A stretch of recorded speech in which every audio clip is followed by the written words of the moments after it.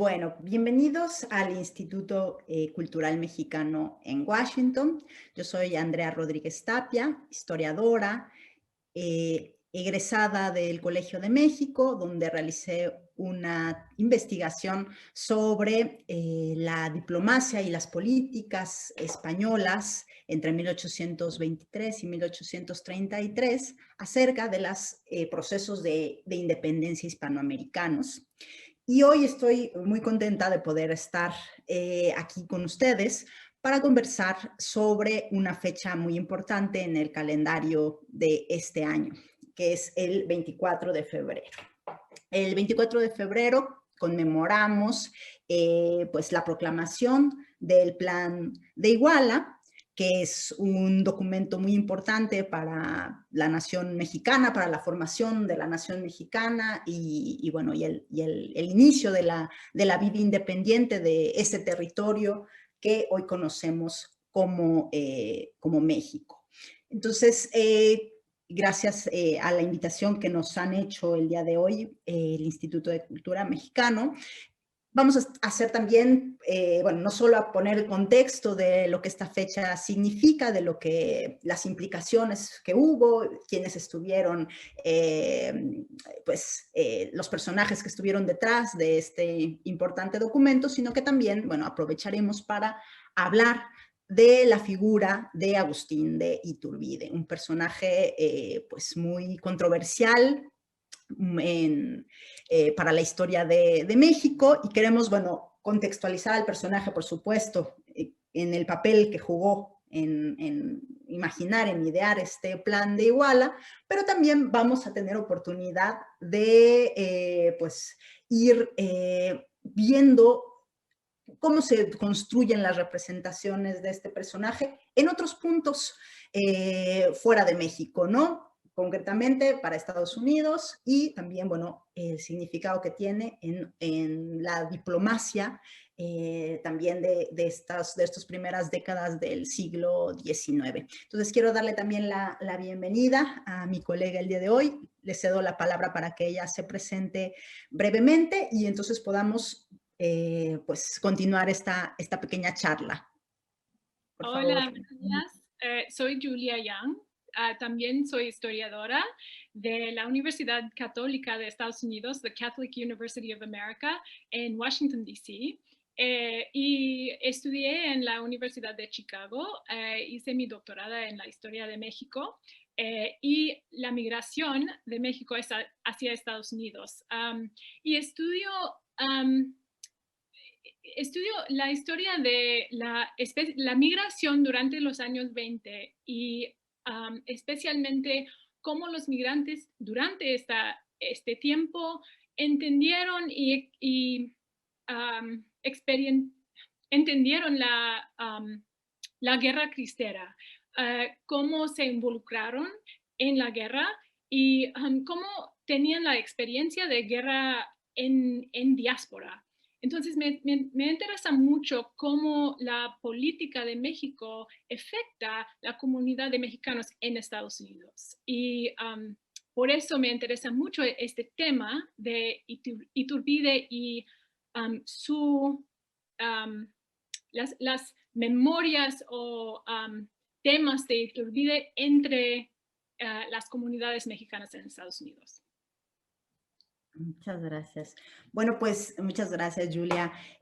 Vamos a entonces pues a poner a nuestros al público que sea partícipe de esta charla el día de hoy.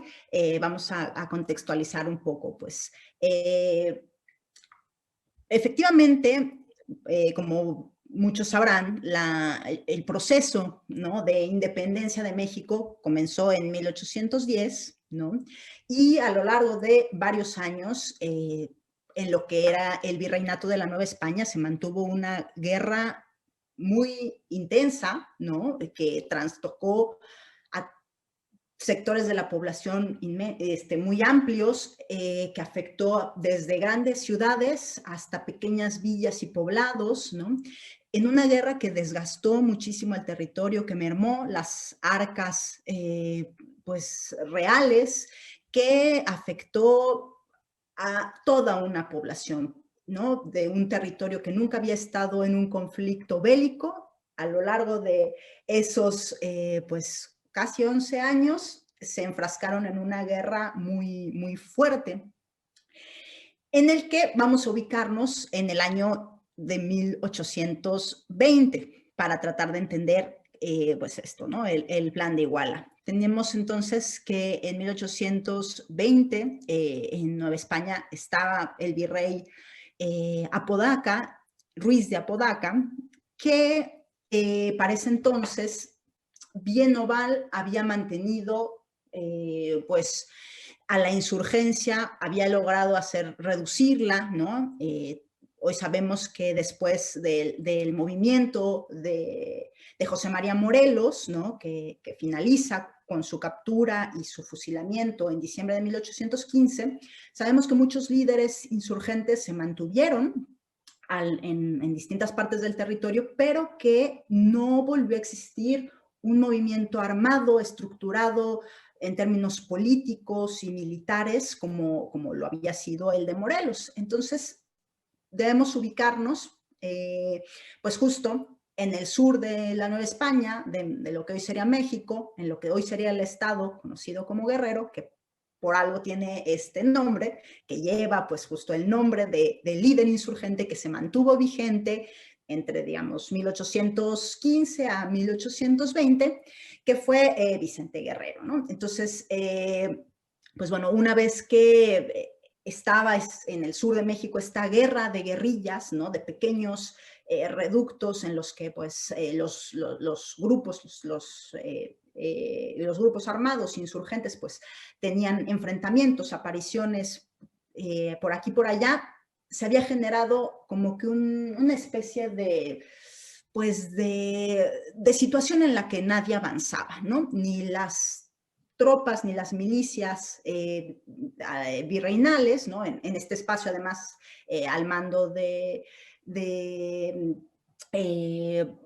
pues bueno, los realistas, por ponerlo en unos términos sencillos, no lograban acabar con estos grupos de insurgentes que seguían muy fuertes y vitales, ¿no? Aunque sin grandes victorias, pero seguían, se mantenían, ¿no? Entonces era una guerra que se estaba prolongando y prolongando y donde nadie tenía, la balanza no se definía para ninguno de los dos bandos. Tenemos que, ¿no? Entonces ubicarnos en este momento.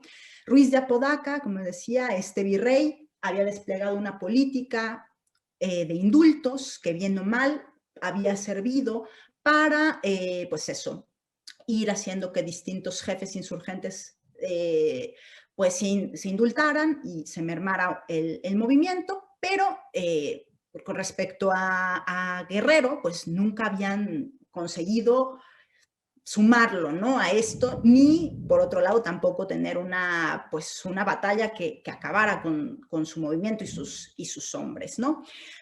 Pero en algún momento, bueno, hay que también dar el contexto político, ¿no? Que es que en 1820 también en España hay una revolución liberal y se instaura nuevamente la Constitución gaditana.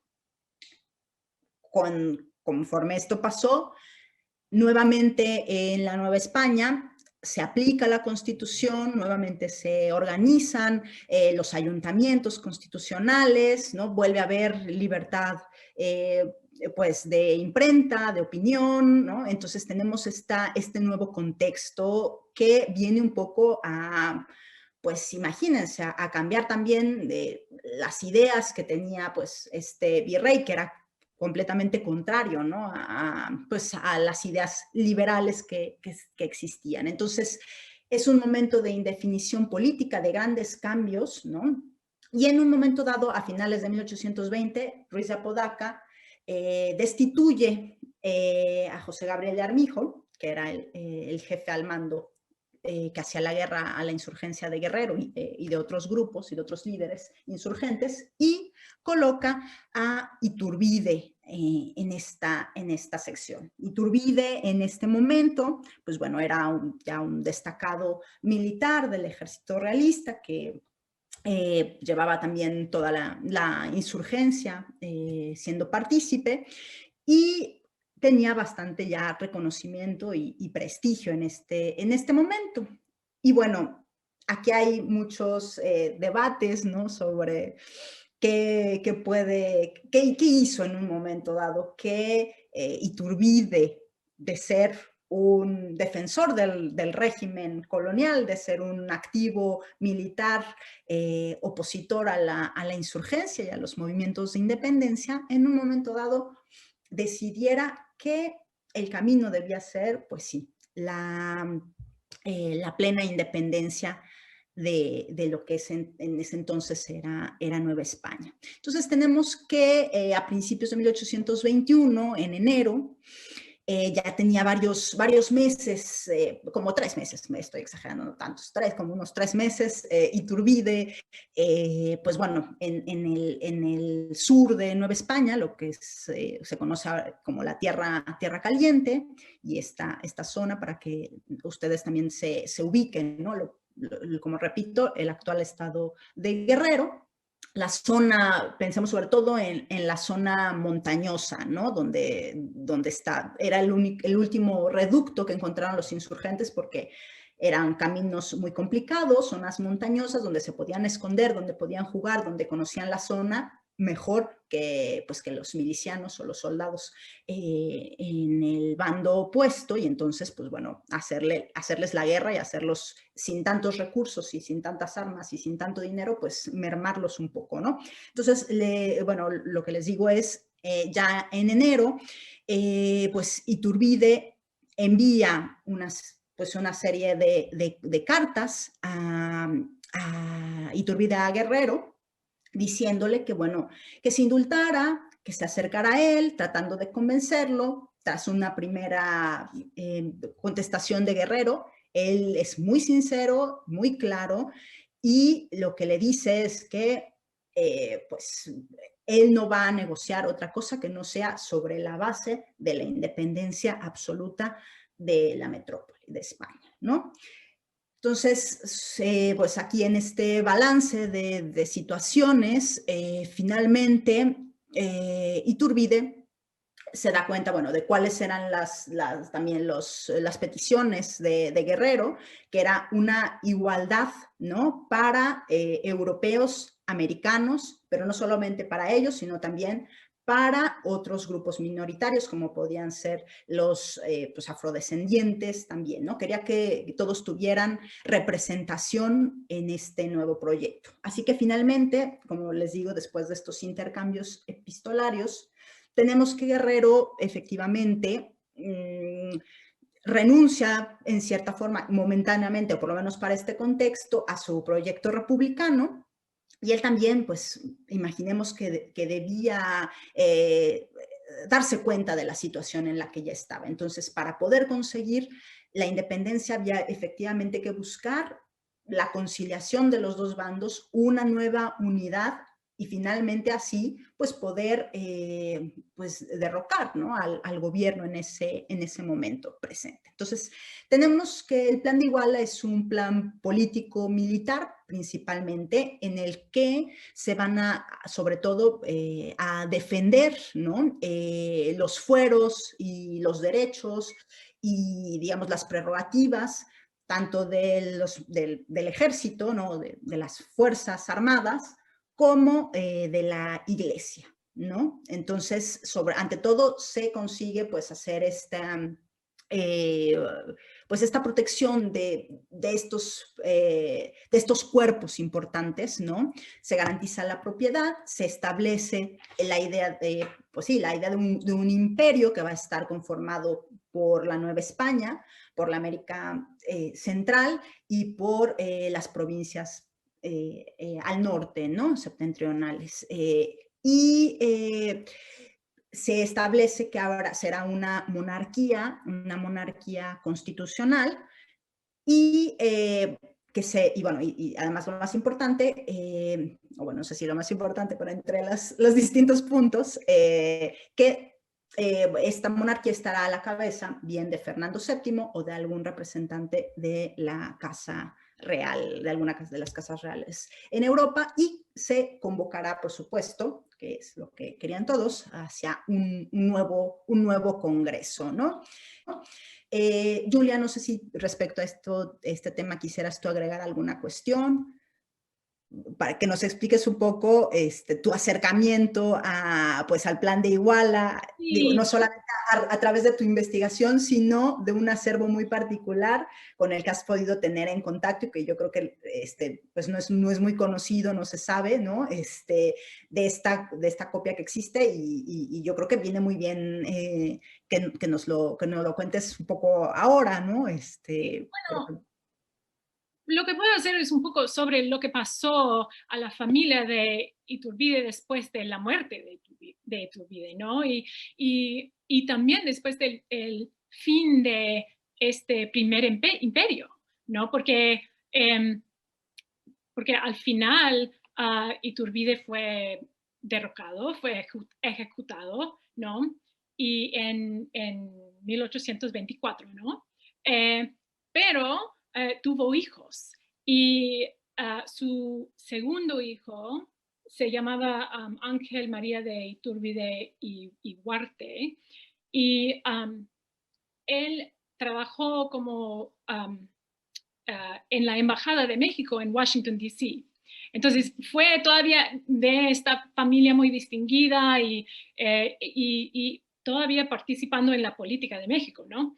Él se casó con una mujer de una familia muy prominente en Washington.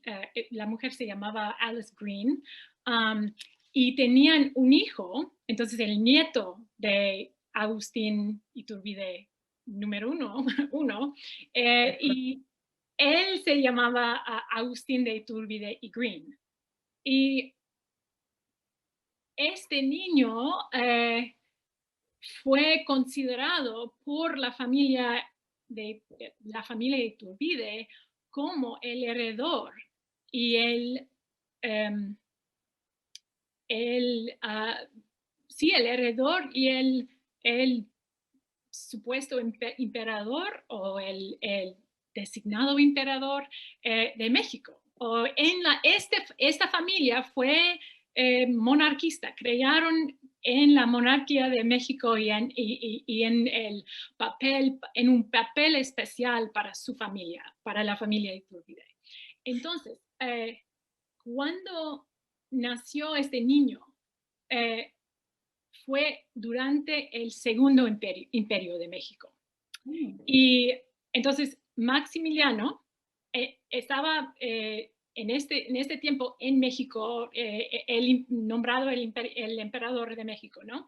Maximiliano pidió a la familia de Iturbide a mandarle su hijo, el nieto de Agustín I. Claro, claro, claro. Y les cumplieron. Les mandaron su hijo creo que tenía 1 año o 2 años, no sé. Le mandaron a México. Estaba cuidado por Maximiliano y su familia en el castillo de Chapultepec. Después, la mamá, Alice Green, lamentó mucho lo que había hecho y quería mucho que regresaron su hijo y intentó, pidió a Carlota, pidió a Maximiliano, pidió a Napoleón a regresar su hijo a ella en Washington, D.C., pero no lo hicieron. Al final, Maximiliano entendió que iba a estar derrocado, ¿no? Vio el fin del segundo imperio y tomó la decisión de mandar el niño a La Habana, Cuba, para que sus padres podrían recogerlo. Y al final, a los 4 años, este nieto de Agustín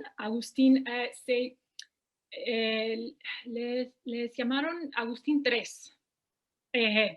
Bueno, le regresaron a sus padres con él regresaron a Washington y él creció en Washington, D.C.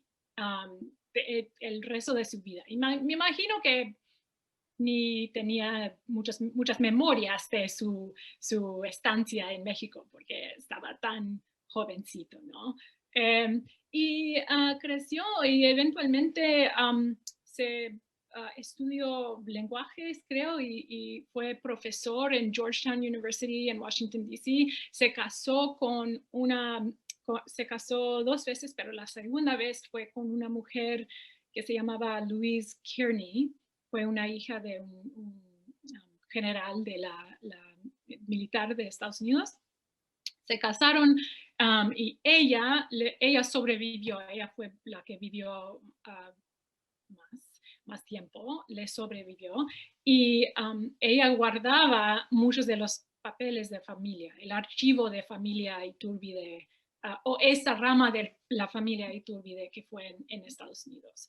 Y a final de su vida donó muchos de esos documentos, esos papeles que incluyeron una copia original del plan de Iguala a la Universidad Católica, Catholic University en Washington, D.C. También hay documentos en Georgetown University y en el Archivo Nacional, la Biblioteca de Congreso, the Library of Congress en Washington, D.C. Entonces, por esta historia que tenemos en Washington un repositorio de la familia Iturbide.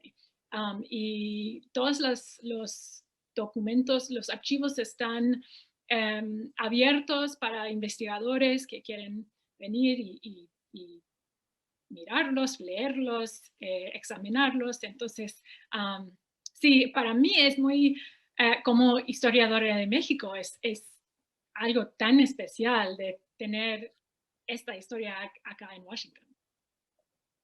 No, pues es fascinante lo que nos has contado, Julia, realmente. Y yo sé que podría parecer que estamos brincando un poco en el tiempo, pero en realidad hay muchas cosas que tienen mucho sentido, y también lo voy a relacionar con pues una parte de la investigación que yo he llevado a cabo, pero me adelanto. Y creo que no es casualidad que estemos también hablando hoy aquí en el Instituto Cultural Mexicano, porque tiene que ver justo con las trayectorias, ¿no?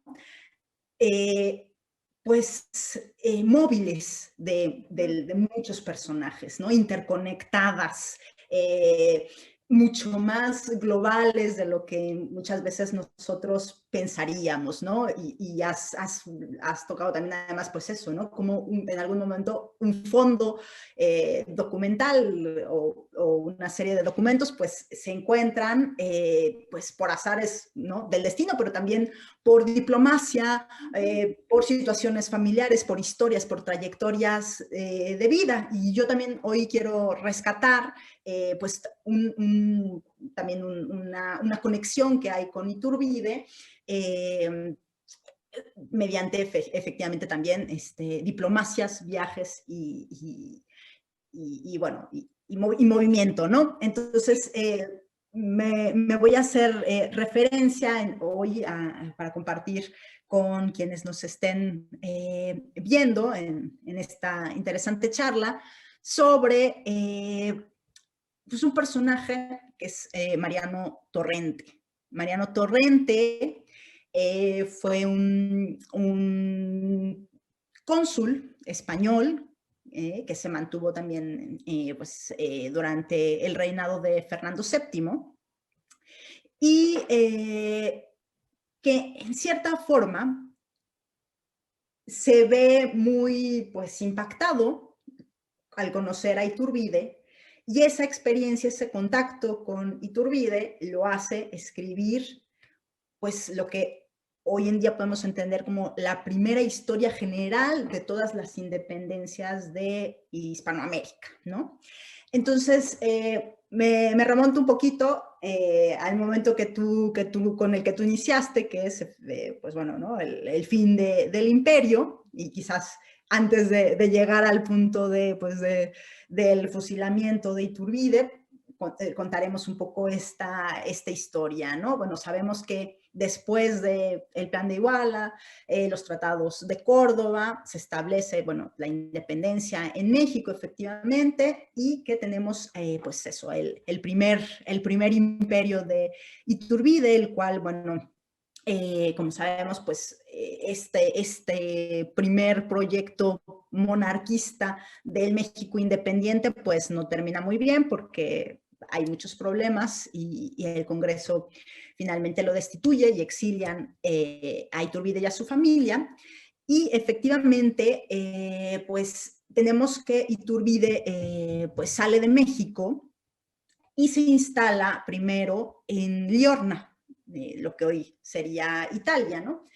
Entonces, en este momento, justo, Mariano Torrente estaba cerrando su gestión como cónsul español en Civitavecchia. Con los cambios de régimen, como les digo, él había sido cónsul en el primer periodo, pues sí, primer gobierno absolutista de Fernando VII entre 1814 y 1820. Se había mantenido, estaba ahí como cónsul, encargado de velar y proteger por los intereses comerciales de los españoles, digamos, en este lugar. Y con el cambio al régimen liberal, pues bueno, estas cosas que implican cambios en todos los órganos de gobierno, a veces tampoco no tanto. Entonces hay algo ahí extraño con Torrente. Primero, no lo destituyen de primera instancia, pero al final le dicen que por falta de recursos de la administración lo cesan. Se sabe, ahí no es muy claro, no hemos podido ver efectivamente la documentación que lo maneje. En su expediente de jubilación, él nunca dice que es cónsul de Liorna, pero efectivamente en algunos momentos firma como cónsul de Liorna y se presenta como cónsul ante Iturbide. Entonces, bueno, cuando Iturbide llega con su familia, hay que imaginar pues esta situación tan peculiar, ¿no? Empezar a pues esto, un hombre que se había convertido en emperador, ¿no? De una nación independiente en América, evidentemente llega a una Europa bastante hostil, si consideramos que en este momento está establecida la Santa Alianza, ¿no? En algunos puntos. Entonces llega a un lugar bastante pues hostil, con desconocimiento de lo que pudiera pasar. Y bueno, aquí la información que arrojan algunas fuentes en archivo es que, y bueno, y lo que cuenta después Torrente y la propia correspondencia que hubo entre Torrente e Iturbide, pues es que efectivamente en algún momento Torrente decide presentarse ante Iturbide, le ayuda un poco, pues sobre todo porque Torrente sí se manejaba en la lengua y probablemente Iturbide, bueno, no lo sé, pero tal vez no, ¿no? Y le ayuda como traductor, le ayuda para enviar ciertas cosas, a instalarse, ¿no? Se ofrece Torrente. Ahora también una cuestión que nos preguntamos, ¿no? Torrente que trabajaba para el gobierno de Fernando VII, ¿por qué se acerca ¿no? al emperador? Hay biógrafos, o bueno, quienes han estudiado a Torrente, también han dicho que, bueno, Torrente era un espía, que era parte ¿no? Pues sí, del aparato de gobierno de Fernando VII. Yo creo que más que pensarlo en esos términos, pensemos en un individuo que en un momento dado, pues, quiere efectivamente informar al gobierno de lo que había pasado, sobre todo con un personaje como era Iturbide, ¿no? Que venía pues eso, de la Nueva España, que era el territorio, recordemos que por lo menos hasta 1820, España consideraba que Nueva España era todavía parte, ¿no? Que ese era el punto que no había logrado sucumbir a los movimientos insurgentes y que se mantenía. Entonces, bueno, pensemos en la llegada de Iturbide como una cuestión que genera pues mucho interés por parte de esta red diplomática y consular en Europa, ¿no? No solamente, sí, lo más importante para España, pero también para otros gobiernos, ¿no? ¿Qué está pasando en América? ¿Cómo se están dando? ¿Cómo están surgiendo estas repúblicas, ¿no? Sobre todo ya ahora que ya no había imperio. ¿Qué ocurre para una Europa en este momento que está pues metida en la dinámica de la restauración. Esto es muy fuerte. Entonces, bueno, para ir cerrando esta historia, a lo largo de este tiempo, Torrente e Iturbide pues trabajan, se establece pues cierta camaradería por lo menos, ¿no? Y finalmente, en algún momento, Iturbide logra convencer a Torrente de acompañarlo a Londres. Iturbide se da cuenta que en la Europa continental no va a poder hacer gran cosa, porque hay pues, mucha hostilidad para este momento, las autoridades también en España. El gobierno de Fernando VII en su representación, en su embajada en la Santa Sede, pues les están moviéndose para decir, tienen que expulsar a Iturbide, no puede ser que venga este sujeto aquí. Y como en ese momento todavía España y Santa Sede tienen buenas relaciones, pues la hostilidad que encuentra Iturbide es muy, muy evidente. Entonces, al final, se van. Como Torrente también en ese momento no tiene un puesto, no sabe muy bien qué está pasando, está pues el gobierno constitucional nuevamente en España, y lo que hacen es que, bueno, les digo, desde Liorna, todavía el 27 de septiembre, Iturbide da su manifiesto al mundo, ¿no? Pero al poco tiempo se va a Londres, se instala en Londres, ¿no? Torrente lo sigue un poco y en algún momento parece ser que Iturbide quiere convencer a Torrente de acompañarlo a México, pero al final, bueno, Torrente ya se da cuenta de que, pues no, esa ya no es parte de lo que le corresponde y que puede ser mucho más peligroso y que a lo mejor era un plan un poco, pues sí, ¿no? Sin grandes posibilidades de éxito, como efectivamente fue, por lo que hoy sabemos que fue este cruce de informaciones en las que Iturbide regresa a México sin saber que se había dado ya por parte del Congreso Constituyente un decreto, ¿no? En el que decían que si volvía, pues bueno, iba a sufrir una pena de muerte máxima, ¿no? Entonces, pero bueno, después Torrente no, se queda en Londres. Este hecho hace que Torrente empieza a conocer en Londres a una red de militares, de políticos de toda Hispanoamérica, a la red también de liberales españoles exiliados, o sea, un conjunto, Londres además, esa capital tan, ¿no? Con tanta efervescencia, con tanta importancia, y pues bueno, ahí empieza a recopilar información, documentación, la que había consultado del propio Iturbide, y después, a posteriori, él comentará que pues, se empieza a interesar por América y empieza a escribir su historia de la Revolución Hispanoamericana, ¿no? Que va a ser publicada en 1829. Yo invito a quienes aquí nos escuchan a consultarla, porque bueno, lo que les digo es, empieza a salir en 1820, finaliza en 1830, son 3 tomos, y pues interesante porque Torrente se va cronológicamente desde 1808 más o menos hasta 1830, y se va por espacios, digamos, geográficos o por los virreinatos, ¿no? Siguiendo, digamos, el orden administrativo, la geografía administrativa que había en la América continental. Entonces, pues se empieza hablando de Río de la Plata, ¿no? Caracas, Gran Colombia, y así va año por año haciendo pues esta historia. ¿Qué va a pasar? Cuando Torrente escribe esta historia, quiere congraciarse con Fernando VII, quiere volver, quiere ser purificado y quiere regresar a la administración, ¿no? A un puesto. Entonces, por supuesto, en este momento, en 1829-30, lo que está escribiendo, lo que había escrito desde va a ser, pues, una obra en la que deja pues muy mal parados a los insurgentes de toda Hispanoamérica, ¿no? Entonces todos son pues incompetentes en muchos sentidos, ¿no?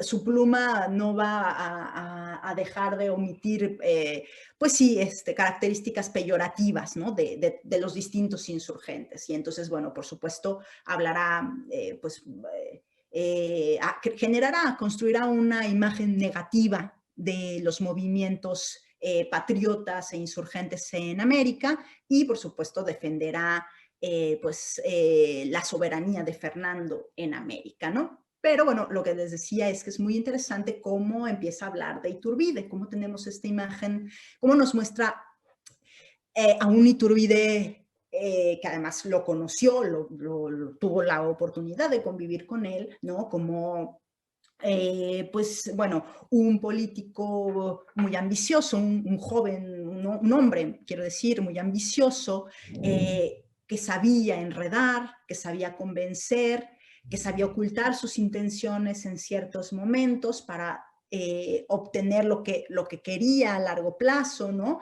Cómo al final lo construye, por un lado, como un traidor a la monarquía, pero al mismo tiempo, pues como un hombre sumamente habilidoso, ¿no? En el fondo a Torrente también le deja entrever algunas de las, pues, de estas características de Iturbide. Y bueno, y lo que cierro es invitándolos porque efectivamente pues da una interpretación sobre lo que se entiende como pues este reajuste de la política, de los partidos, de los grupos en pugna en este momento. Y nos ofrece, creo que también una interpretación interesante y válida, porque como él no está escribiendo para escribir sobre la historia nacional de México, en ciertos momentos yo creo que logra cierta objetividad también respecto a la trigarancia, respecto al imperio y logra ver con otros ojos, ¿no? Lo que muchas veces no alcanzaron a ver los propios historiadores, ¿no? Mexicanos, un Bustamante o un Lorenzo de Zavala o un Lucas Alamán, ¿no? Entonces, bueno, pues tiene que ver también con estas imágenes que se van a formar, ¿no? Pues de Iturbide y la forma en la que se va convirtiendo en un personaje muy polémico, que no encaja, ¿no? No encaja en muchos, ni con ciertos conceptos, ni con ciertas categorías, ¿no? Entonces, pues bueno, nos permite, creo yo, la lectura de la obra de Torrente, pues ver también otra faceta de Iturbide. Y Julia, te cedo la palabra también para que nos platiques ahora sobre Iturbide en el siglo XX. Bueno, sí, pero primero quiero decir que qué tan fascinante es esta historia que nos contaste, ¿no? Porque nos da una idea de, bueno, de Iturbide y su ámbito, ¿no? Como personas transnacionales, personas que estaban súper preocupados con cultivar alianzas en diferentes países, ¿no? Eso fue tan importante que lo que estaba pasando en México no fue importante solamente para México, ¿no? Pues fue de gran interés para Roma, para la Iglesia Católica, para los países europeos, ¿no? Y también, aunque no sé mucho de esta historia, pero me imagino que un proyecto muy interesante para otros investigadores será cómo fue percibido Iturbide en Estados Unidos, porque eso es otro movimiento estoy segura que hay historiadores que han escrito sobre eso, pero es que no sé, no conozco esta literatura.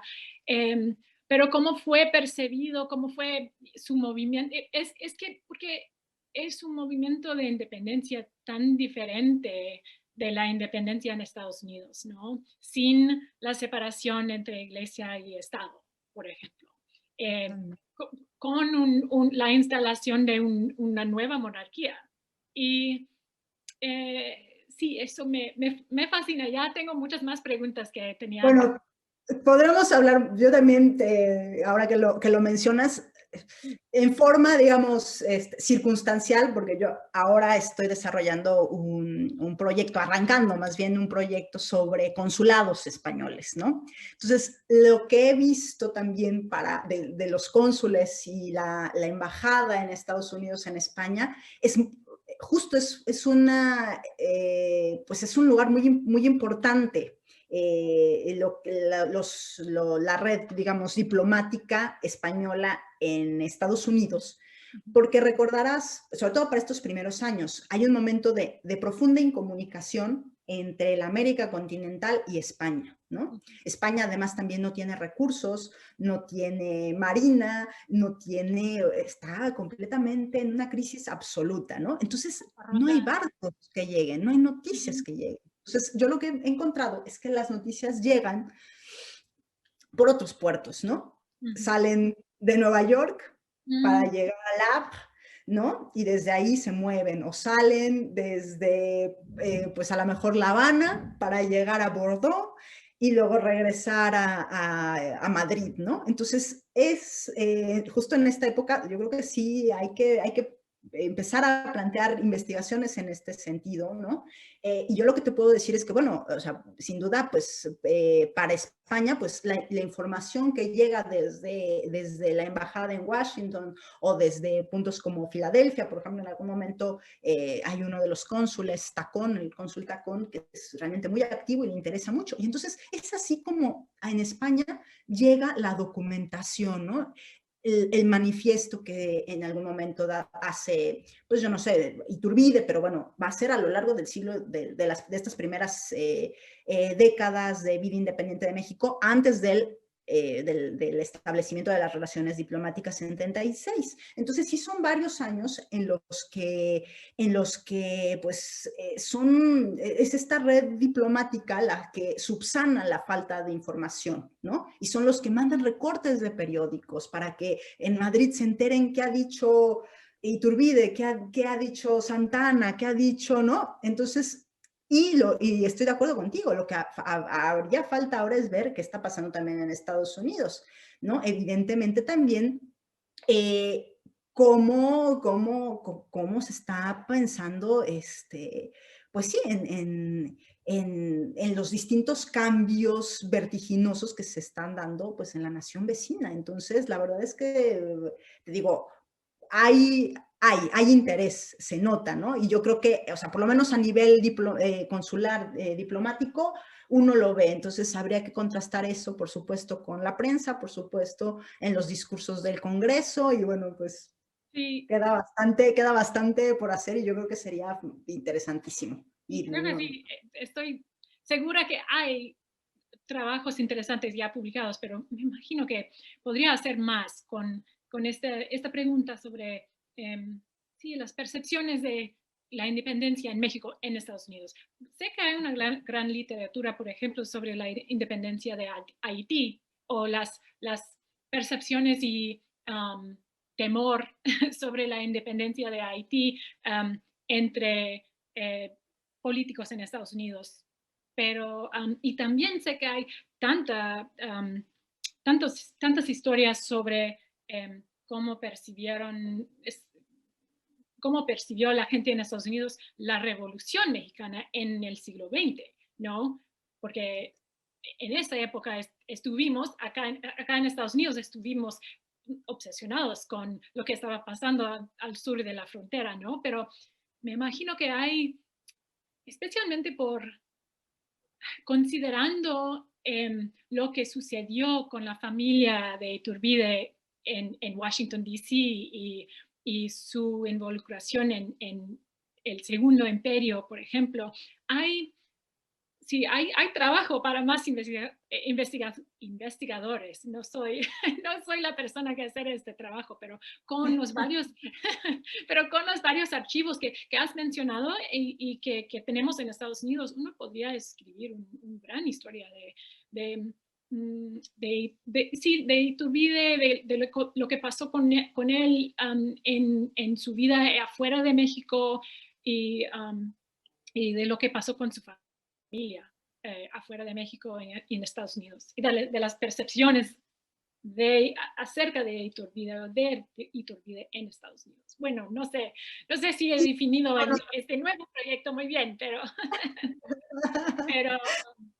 y puedo hablar, hablando del siglo XX, como dije antes, esto es como descubrí para mí mismo la figura de Iturbide. O sea, cuando estaba trabajando en mi primer libro, se llama Mexican Exodus, y y ojalá que pueda traducirlo en español para publicarse en México algún día, cuando tenga un momento. Pero, pero es la historia de mexicanos en Estados Unidos durante la Guerra Cristera. Y estaba trabajando en los archivos, creo que estuve en el Archivo Nacional General de la Nación en la Ciudad de México, y encontré un legajo sobre un hombre que se llamaba Simón Tenorio. Y él fue un católico fanático, como dijeron, como un apoyante muy fuerte de la causa cristera que vivía en Texas.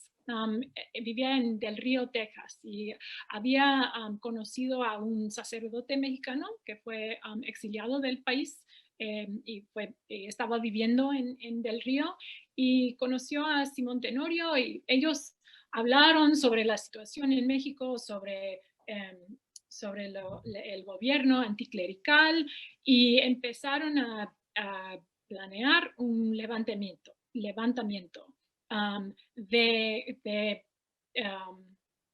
bueno, de católicos. Y tenemos que esperar acordar que todos eran católicos, ¿no? El 98% de la población eran católicos, pero, no pero algunos católicos no apoyaron la causa cristera y apoyaron a la causa anticlerical, o tenían la meta de desfanatizar el país. Y bueno, otros como los cristeros apoyaron o rechazaron el gobierno anticlerical y querían preservar el poder o recuperar el poder de la iglesia en la sociedad mexicana. Bueno, entonces, regresando al del Río, Texas, y eso fue en el año 1927, Simón Tenorio con este sacerdote planearon un levantamiento por la frontera mexicana, y encontraron, creo que no más 20 otros hombres, no sé, fue, nunca iba a ser un éxito. Fue una fantasía, ¿no? Pero encontraron otros hombres, compraron caballos, armas, y escribió, Tenorio escribió un manifiesto que decía que las metas de su levantamiento fue para iniciar un movimiento armado bajo la bandera trigarante. Y en el espíritu de vindicar el muerte del creo que fue el padre de nuestra patria, don Agustín de Iturbide.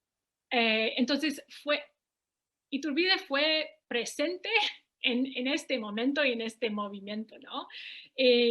Y también el manifiesto reconoció la autoridad exclusiva de la Iglesia Católica, y terminó con el dicho religión, unión y independencia. Entonces, el plan de Iturbide y Iturbide, la persona de Iturbide, estaba presente en este documento.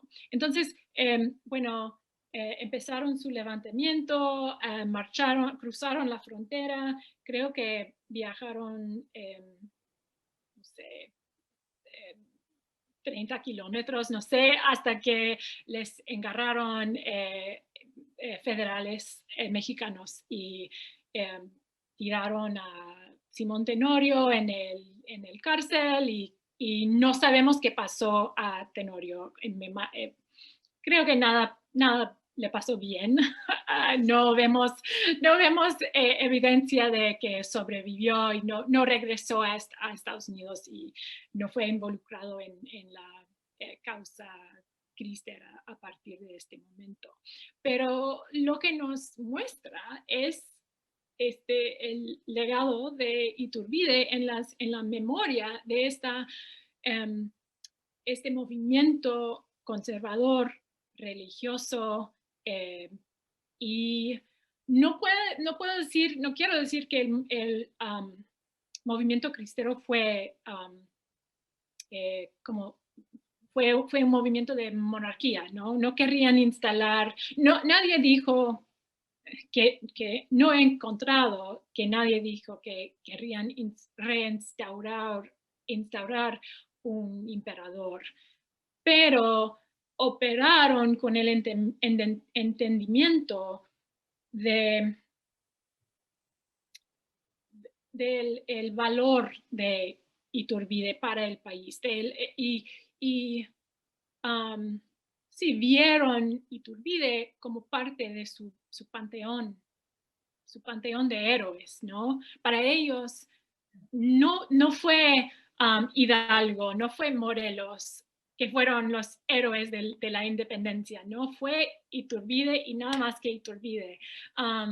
Y no fue Juárez, más tarde no fue Juárez, ¿no? Fue Maximiliano, no mencionan Maximiliano, pero se puede ver que consideraron, bueno, que el mejor futuro, el mejor camino para México será un camino de conservadurismo, la preservación de la iglesia, y sí, entonces, y si puedo decir un poco más, después de, bueno, los cristeros, como sabemos, no ganaron su guerra, ¿no? Al final hicieron un compromiso con el Estado y los cristeros dejaron las armas, pero los católicos o los apoyantes de la causa cristera, muchos de ellos en los años, después de la guerra, en los años 30, empezaron a apoyar varios otros causas, movimientos políticos o movimientos religiosos, y uno de esos fue sinarquismo.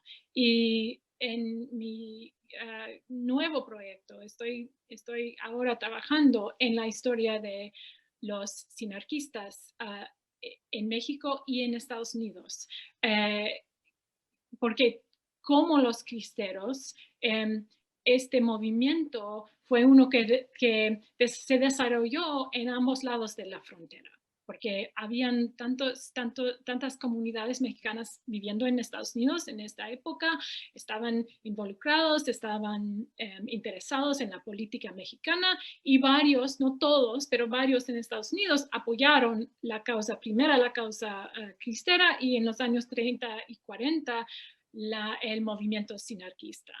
Y los sinarquistas también, de lo que he visto ahora en los archivos de los sinarquistas que hay en México y en Estados Unidos, se ve el nombre de Iturbide, bueno, continuamente,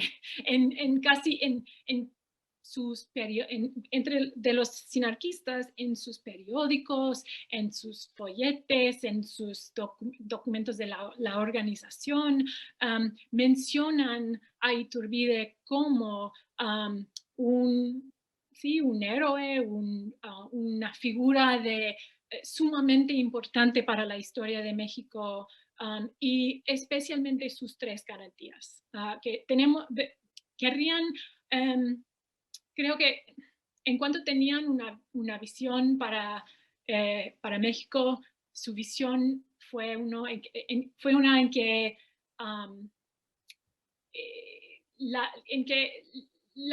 no sé cómo decirlo, en que rescataron las tres garantías o reinstalaron, no sé, estoy trabajando todavía en su visión, estoy haciendo investigaciones en exactamente cómo fue su nacionalismo, ¿no? Pero su nacionalismo incorporó a Iturbide, fue una figura muy importante para ellos. Bueno, entonces... Sí, no, interesantísimo. Seguimos un poco aquí en esto, ¿no? De reapropiación de la imagen de Iturbide, reinvención de la representación, ¿no? Y un poco, pues sí, como comodín también efectivamente de nuevos discursos políticos y de Sí, nuevos proyectos. No, muy interesante lo que nos cuentas, Julia, sí, no completamente. creo que entendieron Iturbide como una figura complejo, ¿no? Que como nos ha contado, esa historia mucho más complicada de Iturbide y las personas alrededor de él. Creo que para los cristeros y sinarquistas, Iturbide fue una figura unidimensional. Eh, fue, sí, fue una caricatura, poco como Sí, caricatura, ¿no? Pero, claro, claro. pero La así es. construcción quizás de, ¿no? La construcción simbólica también de Sí. justo, ¿no? Sí, y como decimos en inglés, the path not taken, el camino no tomado, pero es que um, representó un otro futuro para México que nunca pasó, pero que tal vez podría manifestarse eh, si los sinarquistas llegaron a poder. Totalmente, claro, claro, claro, claro. Y hoy estaría en el panteón, Sí, ¿no? exacto. Sí. Sería de las figuras del panteón Tenían su nacional. propio panteón. Claro, completamente, completamente. Bueno, pues, Julia, no sé si para ir cerrando esta charla, vamos planteando, pues, un poco sobre esto, ¿no? Sobre que cerremos con una reflexión sobre los conflictos, digamos, de a veces intentar de meter a Iturbide dentro de una narrativa historiográfica, no sé, a veces lo difícil que puede ser, ¿no? Encasillarlo y desde tu perspectiva, ¿cómo tendrían que ser ahora estos estudios de Y Iturbide y su papel, ¿no? Digamos, en bueno, distintos momentos.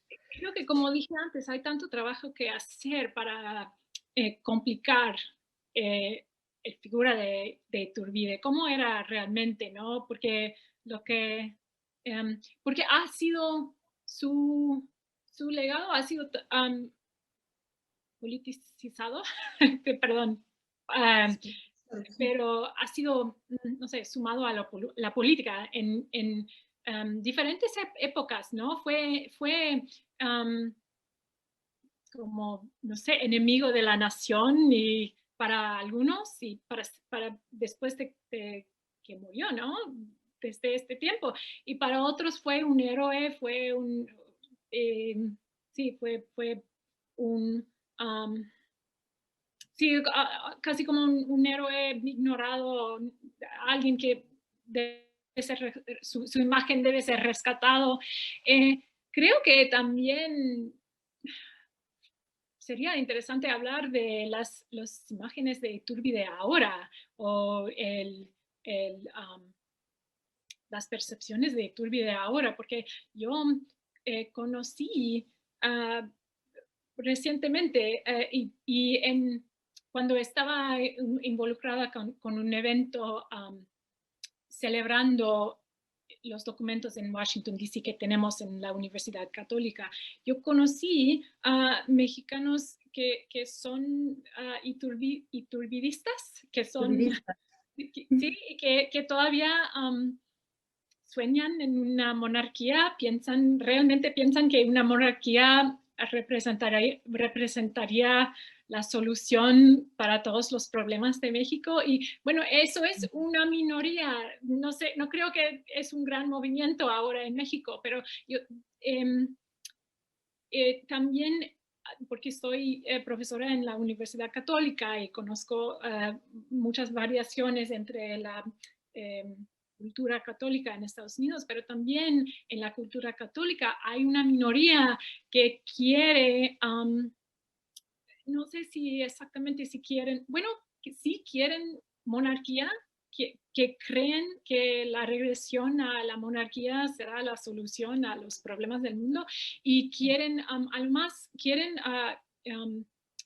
se llaman integralistas, quieren la integración de iglesia-estado, creen como los sinarquistas y los cristeros que los problemas de la sociedad en México o en Estados Unidos o en Europa, su fondo es la separación entre iglesia y Estado. Y esto es un movimiento, sí, como dije, muy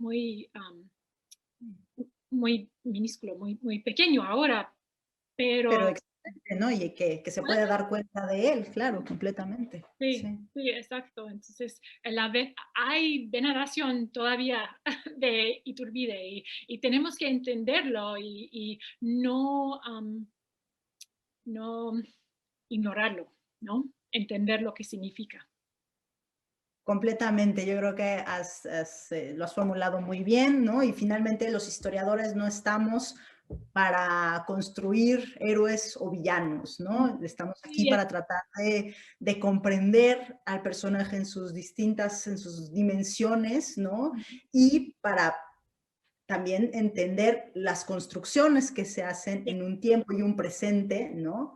Y bueno, pues efectivamente tenemos esta doble, creo que, labor, ¿no? Queda mucho todavía por decir de Agustín de Iturbide, bien en su faceta en la trigarancia, bien en su faceta como emperador y posteriormente en los imaginarios conservadores que pueda haber no, ya vimos que no solo en México, sino que también transfronterizos, ¿no?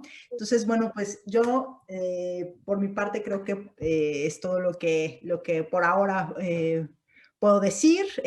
Ha sido un placer poder hablar contigo, Julia, y establecer esta plática tan enriquecedora. Y bueno, finalmente, pues a mí no me queda más que agradecer a quienes nos escuchen y bueno, y agradecer por supuesto al Instituto Cultural Mexicano por este espacio que nos ha brindado para poder debatir hoy en esta charla de forma tan estimulante.